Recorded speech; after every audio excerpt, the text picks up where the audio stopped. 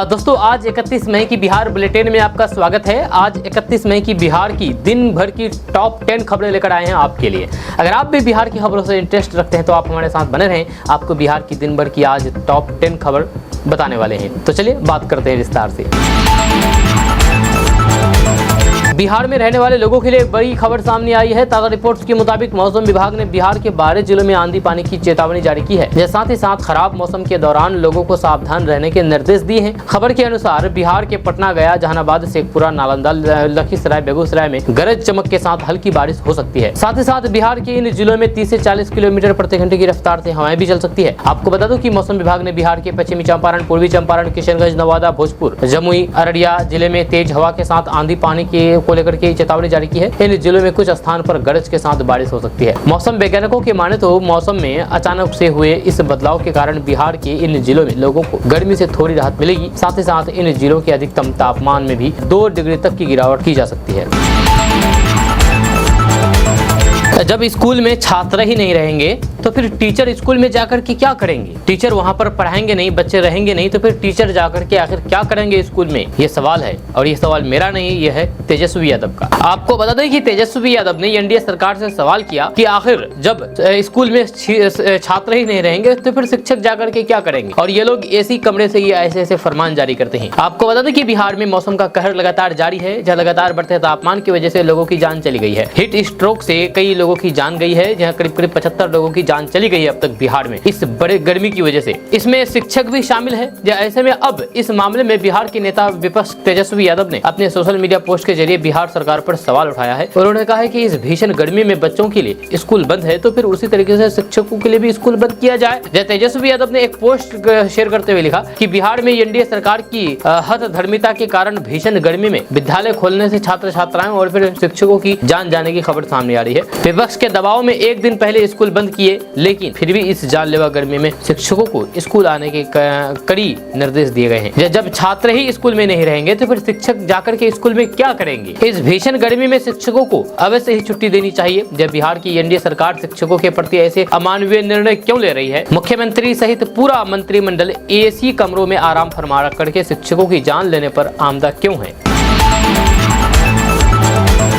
दोस्तों प्रधानमंत्री नरेंद्र मोदी ने 73 साल की उम्र में इस बार के लोकसभा चुनाव में 200 से अधिक रैलियां और रोड शो किए, जो पिछले चुनाव की तुलना में काफी अधिक है। जब उन्होंने इस चुनाव में अपनी पूरी ताकत झोंक दी है। पीएम मोदी ने 2024 के चुनाव नतीजे के लिए एनडीए के सामने 400 प्लस का लक्ष्य रखा है। साथ ही भाजपा के 370 सीटें जीतने का दावा किया है। इसके लिए उन्होंने अपनी एड़ी चोटी का जोर लगा दिया है। देश में लोकसभा चुनाव 2024 के ऐलान के बाद के प्रधानमंत्री नरेंद्र मोदी ने लगभग 75 दिनों में 200 से अधिक रैलियां और फिर रोड शो किए। इसके साथ ही पीएम मोदी ने देश के कई बड़े मीडिया घरानों को 80 इंटरव्यू दिए। चुनाव प्रचार के अंतिम दिन प्रधानमंत्री नरेंद्र मोदी ने बृहस्पतिवार को पंजाब के होशियारपुर में एक रैली के साथ अपने चुनावी अभियान का समापन किया। इसके साथ ही उन्होंने निर्वाचन आयोग द्वारा 16 मार्च को चुनाव कार्यक्रम की घोषणा किए जाने के बाद से कुल 206 जनसभाएं की है और रोड शो किए हैं। आपको बता दें कि प्रधानमंत्री नरेंद्र मोदी ने इससे पहले साल 2019 के चुनाव के दौरान लगभग 145 सार्वजनिक कार्यक्रमों में हिस्सा लिया था। इस बार उन्होंने इससे ज्यादा चुनाव प्रचार किया है और जनसभाओं को संबोधित किया है।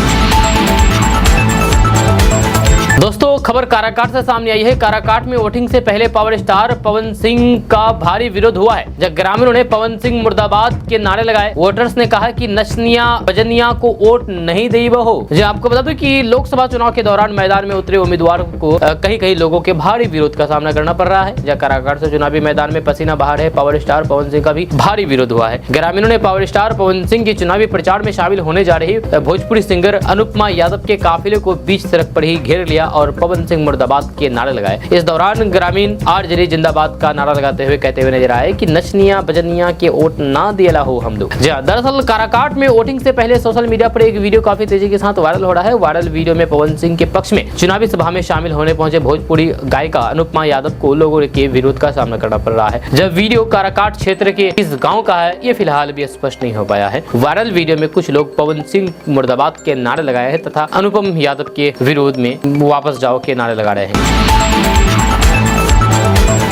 दोस्तों कल से जून माह की शुरुआत होगी और कल 1 जून होगी। 1 जून से देश में यातायात के नियमों में कई तरह के बदलाव किए जा रहे हैं। यह नियम के अनुसार यदि कोई नाबालिग वाहन को चलाते हुए पकड़ा जाएगा तो उसे लगभग 25,000 रुपए जुर्माना भरना होगा। जी हाँ, यानी कि 1 जून से अगर कोई भी नाबालिग बच्चा बाइक चलाते हुए पकड़ा गया तो आपको 25,000 रुपए देना पड़ेगा। जी हाँ, 25,000 रुपए जुर्माना भरना पड़ेगा। आपको बता दूं कि इसके अलावा यातायात के कई नियम और भी हैं जिन्हें आम जनता को जानना बहुत जरूरी है। आपको बता दूं कि 1 जून से सीट बेल्ट, ओवरलोडिंग और तेज रफ्तार में गाड़ी चलाने वालों के लिए नया नियम बनाए हैं।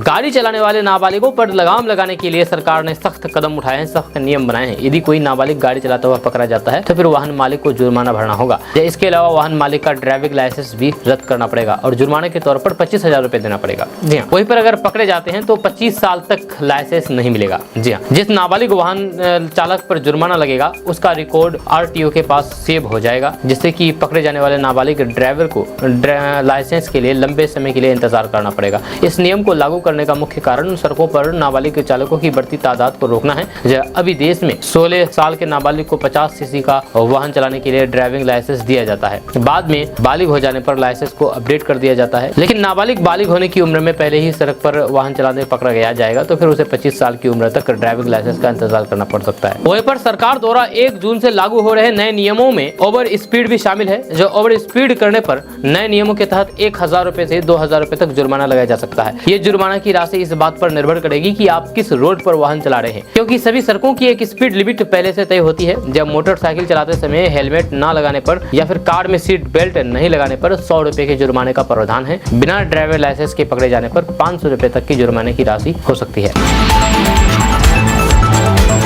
अभी हम बात करेंगे कि शरीर में गर्मी का तापमान बढ़ने से कैसे लोगों की मौत होती है। अच्छा, आपको बता दें कि एक्सपर्ट्स कहते हैं कि जब शरीर का टेम्परेचर बढ़ता है तो फिर शरीर गर्म होता है और बुखार आता है। लेकिन बुखार और गर्मी के कारण होने वाले बुखार के अंतर को समझना जरूरी है। अगर शरीर का तापमान 98.6 डिग्री फ़ारेनहाइट है तो फिर ये नॉर्मल है। लेकिन अगर ये 100 या फिर 102 तक जाता है तो फिर इसको फीवर कहते हैं, यानी कि बुखार कहते हैं। आमतौर पर सर्दी हो या फिर गर्मी, इतना तापमान होने पर वो बुखार कहलाता है। लेकिन अगर गर्मियों के मौसम में शरीर का तापमान 103 डिग्री से अधिक होने लगता है तो फिर ये खतरनाक हो सकता है। आपको बता दें कि नोएडा के फोर्टिस हॉस्पिटल में डायरेक्टर डॉक्टर अजय अग्रवाल बताते हैं कि शरीर को ठंडा रखने के लिए कूलिंग सिस्टम काम करता है। जब बाहर गर्मी बढ़ने लगती है तो फिर शरीर का तापमान भी बढ़ने लगता है। इस दौरान ब्रेन टेम्परेचर को कंट्रोल करने की कोशिश करता है। या इस दौरान शरीर में मौजूद ग्लैंड पसीना निकलना शुरू हो जाता है। इस पसीने से स्किन के बाहर वातावरण में चल रही हवा से खुद को ठंडा करता है। इससे शरीर के अंदर के अंग भी खुद को ठंडा करना शुरू कर देते हैं। लेकिन जब गर्मी बहुत ज्यादा होती है, यानी कि अगर बाहर का तापमान बढ़ जाता है तो फिर पसीना भी ज्यादा से ज्यादा निकलता है, जिससे बॉडी में सोडियम की कमी हो जाती है। इसका असर कई अंगों पर पड़ता है। इसका असर सबसे ज्यादा स्किन पर होता है और फिर स्किन पर लाल रंग के दाने निकलने लगते हैं। या कुछ मामलों में तापमान बढ़ने का असर सीधा दिमाग पर भी पड़ सकता है, जो जानलेवा होता है। वहीं पर दिल्ली के सफदरगंज हॉस्पिटल में कम्युनिटी मेडिसिन विभाग में HOD professor doctor Jugal Kishore बताते हैं कि ज्यादा पसीना बहाता है तो फिर दिमाग का सिग्नल सिस्टम खराब होने लगता है। इससे चक्कर आने लगता है और फिर अचानक बेहोशी आ जाती है। जब शरीर का टेम्परेचर बढ़ता है तो फिर पसीना ज्यादा आता है। ऐसा आमतौर पर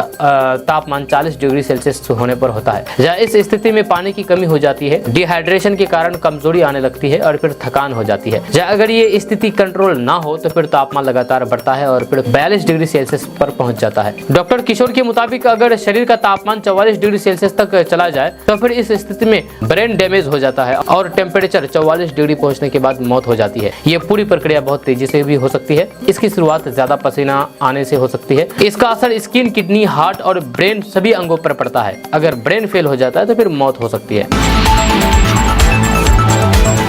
दोस्तों 2025 विधानसभा चुनाव में बिहार से माफिया मुक्त हो जाएगी। ये कहना मेरा नहीं, ये कहना है बिहार के डिप्टी सीएम सम्राट चौधरी का, उप मुख्यमंत्री सम्राट चौधरी का। आपको बता दें कि बिहार के डिप्टी सीएम और भारतीय जनता पार्टी के प्रदेश अध्यक्ष सम्राट चौधरी ने बड़ा दावा किया है। उन्होंने दावा करते हुए कहा है कि राज्य की यानी कि बिहार की सभी 40 लोकसभा सीटों पर एनडीए की प्रत्याशियों की जीत होगी। उन्होंने कहा कि 2025 के बिहार विधानसभा चुनाव से पहले बिहार को शराब, बालू और सभी तरह के माफिया से मुक्त कर दिया जाएगा। उन्होंने भरोसा दिलाया है कि किसी भी शिक्षक की नौकरी नहीं जाएगी। हालांकि राज्य की शिक्षा शिक्षा व्यवस्था की गुणवत्ता में सुधार लाना है। सम्राट चौधरी ने दावा किया है कि देश में एनडीए सांसदों की संख्या 400 पार हो जाएगी। बिहार सहित पूरे देश ने प्रधानमंत्री नरेंद्र मोदी पर भरोसा जताया है। उन्होंने कहा कि मोदी की ने गारंटी दी है कि भ्रष्टाचारियों को छोड़ा नहीं जाएगा। इसी तरीके से बिहार सरकार ने भी 2 गारंटी दी है, जिसमें अपराधी और फिर भ्रष्टाचारियों माफियाओं को छोड़ा नहीं जाएगा। उन्होंने ये भी दावा किया है कि विधानसभा चुनाव के पहले वादे के अनुसार 10 लाख लोगों को सरकारी नौकरी दी जाएगी। जय सम्राट चौधरी ने नेता प्रतिपक्ष तेजस्वी यादव पर भी निशाना साधा और फिर कहा कि चुनाव प्रचार में आरजेडी नेता सिर्फ एनडीए की उपलब्धियों को गिनाते रहे हैं, अब उन्हें संविधान पढ़ाने की जरूरत है। जय एक प्रश्न के उत्तर में उन्होंने कहा कि आरजेडी का मतलब एक ही परिवार है। उन्होंने कहा कि लालू यादव आरक्षण और फिर गरीबी विरोधी है। लालू यादव ने तो सिर्फ अपने परिवार को आरक्षण दिया है। उन्होंने अपने शासनकाल में किसी भी वर्ग को आरक्षण नहीं दिया। वे अपने शासनकाल में अलग अलग तरीके से भ्रष्टाचार करते रहे हैं।